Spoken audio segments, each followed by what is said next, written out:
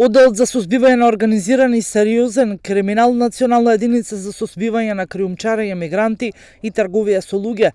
во содејство со СВР Куманово и Регионалниот центар за гранични работи Север, во координација со основното јавно обвинителство, реализираше случај на криумчарење мигранти, извршено од страна на двајца илегални мигранти. Со цел стекнување на противправна имотна корист во временски период од 10 до 12 април, двајца мигранти од Авганистан со умисла и од користолюбие, од улога на водичи, прифатиле и нелегално пренеле тројца мигранти од Конго, Камерун и брегот на Слоновата коска од Атина до Куманово, со цел нивно прифаќање и времено засолнување на подрачјето на Куманово во атарите на селата Лојане и Ваксинце, а оттаму нивно пренесување преку македонско-српската граница до државите на Европската Унија. Кривично пријавените лица, по претходен договор за сума од 800 до 1000 евра по лице, ги прифатили легалните мигранти на претходно утврдени и договорени локации во Атина и организирале нивно префрлање со возило до локација во близина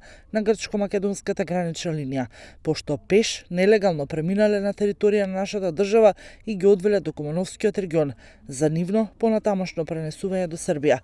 На 13 овој месец, Одделот за сузбивање на организиран и сериозен криминал до основното јавно обвинителство поднесе кривична пријава против двајцата афганистанци за сторено кривично дело криумчарење на мигранти, предвидено и казнено по член од законот 114б од Кривичниот законник. Од страна на судија на претходна постапка, на двете кривично пријавени лица им е одредена мерка притвор во траење од 30 дена.